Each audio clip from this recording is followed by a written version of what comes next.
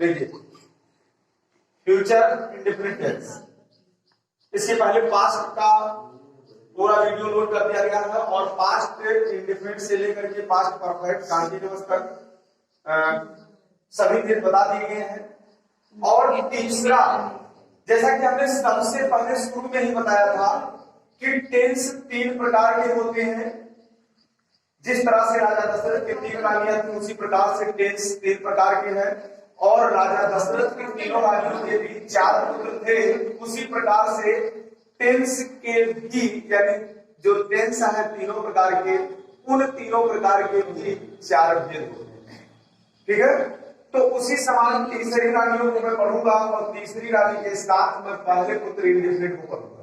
ठीक है, अब यहां पर ध्यान दीजिए, अगर केवल फ्यूचर की बात किया जाए, पहचान की बात कर रहे हैं, पहचान, फ्यूचर का पहचान होता है गा गी गे। गा गी गे अगर हमको मिल रहा है किसी वाक्य के अंत में तो वो होता है केवल फ्यूचर टेंस का पहचान। अगर फ्यूचर टेंस है केवल, ठीक, उसमें कोई वर्ब नहीं है, जिसमें कोई क्रिया ना हो, वो अकेला फ्यूचर होगा।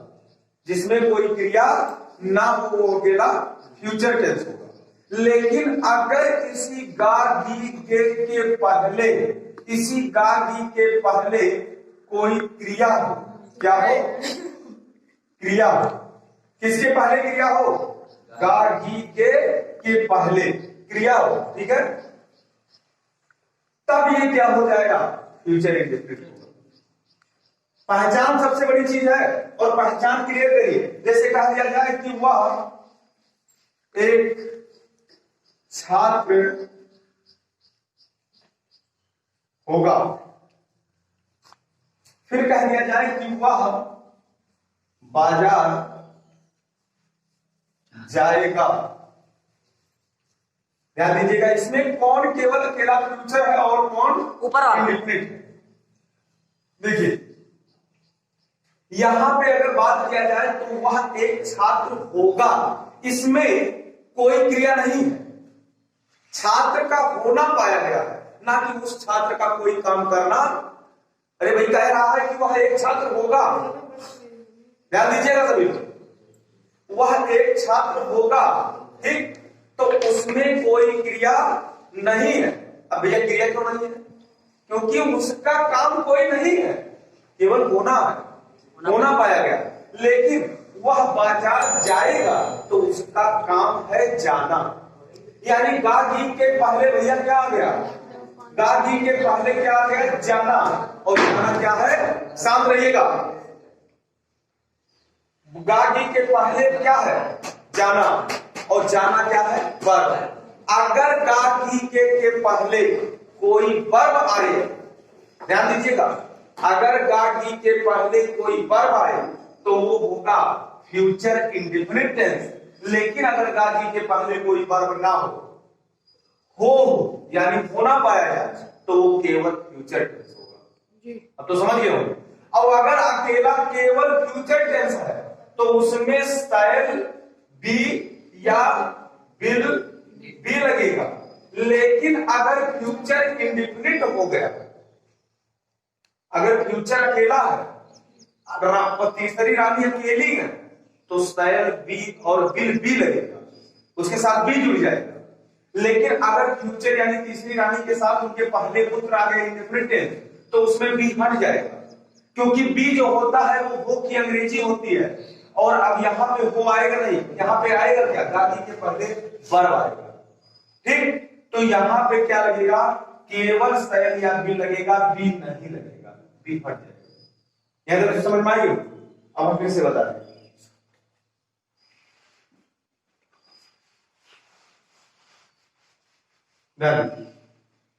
गा गी के पहले अगर क्रिया हो तो फ्यूचर इंडेफिनिट, यहां तक कोई डाउट नहीं है।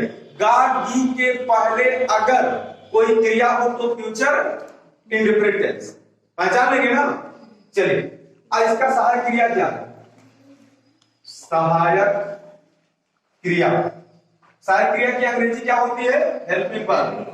सहायक क्रिया इसमें लगेगा शैल या विल।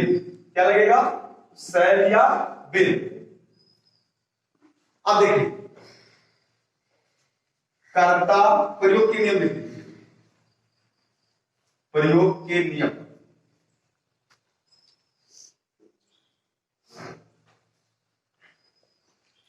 प्रयोग के नियम लिखिए।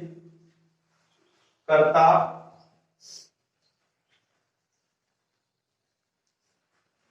आई हो या बी हो, कर्ता आई या बी के साथ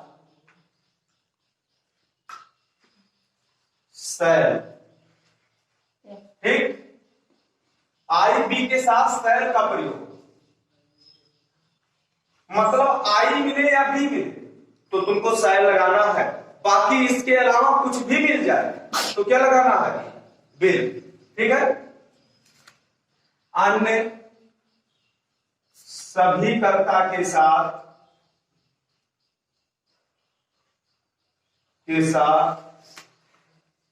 विल, अन्य सभी कर्ता के साथ विल का प्रयोग।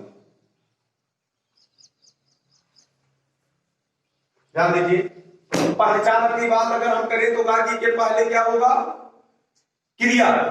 अगर गाजी के पहले क्रिया मिल गया, और क्रिया भैया मैंने बताया है कि क्रिया क्या होता है, उस वाक्य में ऐसा शब्द होता है जिससे कुछ कार्य करने को पाया जाता है। समझ में आ गया है? जैसे मैं पढ़ाता या मैं पढ़ाऊंगा, ठीक, तो गाजी के पहले पढ़ाना शब्द जो ना है वो क्रिया। क्यों है? क्योंकि मेरा काम उसमें कुछ दिखाई दे रहा है। मैं काम क्या कर रहा हूं? पढ़ाता, पढ़ाऊंगा, तो पढ़ाना मेरा क्रिया हो गया ना, तो ये इंडेफिनिट में गया। लेकिन मैं एक अध्यापक हूंगा, तो इसमें मेरा अध्यापक होना केवल पाया गया, ना कि हमारे को काम करके बताया गया। समझ रहे हैं ना? तो वो केवल फ्यूचर है, अध्यापक का हूंगा, लेकिन मैं पढ़ाऊंगा वो क्या है? इंडेफिनिट। और उसके बाद सहायक क्रिया शैल या विल में से कोई एक लगाना है। शैल कहां लगेगा? जब कर्ता आई या बी होगा। आई या बी में से कोई एक हो जाए तो शैल, बाकी उसके अलावा कोई कर्ता आ जाए तो क्या लगेगा? विल। समझ में आया? एग्जाम्पल सूत्र लिख लीजिए पहले। सब्जेक्ट होगा, फिर उसके बाद में शैल या विल होगा, प्लस B1 होगा, प्लस ऑब्जेक्ट होगा, प्लस कंप्लीमेंट होगा। ये सूत्र है। यहां से इसको अंडरलाइन कर दीजिए, नोट कर लीजिए सभी लोग। ऊपर बिठा दे।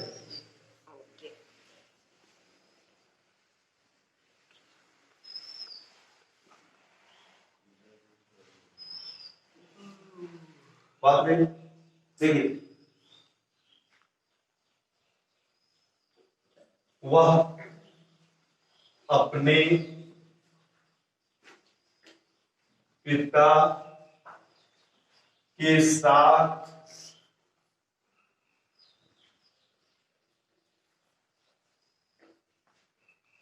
ट्रेन से थोड़ा लंबा कर देना। वह अपने पिता के साथ ट्रेन से आगरा जाएगा। ध्यान दीजिएगा, ये लंबा देखकर मत घबराइए, क्योंकि ट्रिक इसका बताया गया।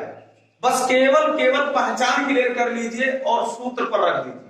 ध्यान दीजिए, सबसे पहले हम लास्ट में गए। अभी तक तो मैं बता रहा था मिल जाए तो पास्ट टेंस, ये सब बता रहा था ना। अब भी वही जाइए पीछे और पहचान करिए। भैया पीछे गए तो मुझको था वाला नजर आया नहीं, पास्ट को भूल जाइए। भूल गए ना? अब हम यहाँ पीछे गए तो हमको भैया यहाँ पे गा मिला। अब भैया गा घी के मिल गए तो क्लियर है कि वो फ्यूचर टेंस क्लियर है, यानी वो फ्यूचर क्लियर हो गया। लेकिन अब हमें देखना है कि वो फ्यूचर के किस भेद में है। इंडिफिनिट है, कंटीन्यूअस है, परफेक्ट है या परफेक्ट, क्योंकि चार भेद होते हैं। तो हमें अब भेद को पता करना है, क्योंकि मैं केवल फ्यूचर अभी पता किया हूं। अगर गा घी के पहले तुरंत उससे सटा हुआ कोई वर्ब मुझे मिल जाए तो वो इंडेफिनिट हो जाएगा। और भैया क्लियर है यहाँ पे कि गा घी के तुरंत पहले यानी एकदम उससे सटा हुआ जाए, जाए का मतलब जाना, जाना है कि नहीं, वर्ब क्लियर है। और भैया वर्ब वहां उससे सटा है तो इंडेफिनिट में कोई डाउट नहीं, इंडेफिनिट मिल गया ना, पास्ट इंडेफिनिट क्लियर है। अभी ना निगेटिव है ना इंट्रोगेटिव। सबसे पहले मुझे सूत्र को ध्यान देकर देख चलना है, और सूत्र में कह रहा है सबसे पहले वो सब्जेक्ट लिखिए, और सब्जेक्ट कौन लगाकर पीछे से बोल दीजिए, कौन जाएगा, वह जाएगा, वह सब्जेक्ट मिल गया ना, ही। अब भैया हमें क्या लगाना है, शैल या बिल में से कोई है, तो शैल तो नहीं लगेगा, क्यों, या तो आई होगा या तो बी होगा, तभी शैल लगेगा। तो भैया ना तो ये आई है और ना बी, तो शैल कहां लगेगा, बिल लगा दीजिए। यहां तो समझ में आ गया होगा, बिल क्यों लगा, समझ में आया सभी को, ध्यान दीजिए, ही बिल। अब भैया क्या लगाना है, शैल या बिल में से हो गया, बी लगाइए, बी मतलब वर्ब, बी मतलब, और वर्ब पे पहली अवस्था रही, दूसरी तीसरी नहीं, क्लियर। और वर्ब कहां है, जो गागी के तुरंत पहले, और गागी के तुरंत पहले का है जाना, और जा की अंग्रेजी भैया होता है गो, और गो के साथ तुरंत हमें टू जोड़ देना है अगर आगे कुछ लिखना है तो, गो टू। अब अगर वर्ब लिख चुको तो हमने बार बार बताया है, सब कुछ छोड़कर ट्रिक शुरू कर दो। वर्ब लिखने के बाद और उधर से एक एक शब्द पढ़ते आइए, इधर से पूरा लिखते चले जाइए, सारा कितना भी लंबा सेंटेंस हो, कितना भी लंबा हो, आप लंबा देखकर घबराइए नहीं, इतना लंबा नहीं, और ये दो चार लाइन कर दिया जाए, कोई दिक्कत नहीं, ठीक। देखिए अब हम यहाँ वर्ब तक लिख चुके हैं, अब यहाँ आगरा से हम पढ़ते चले आएंगे और इधर से लिखते चले जाएंगे। आगरा, आगरा लिख दिए, उसके बाद क्या है, से की अंग्रेजी भैया होता है 5।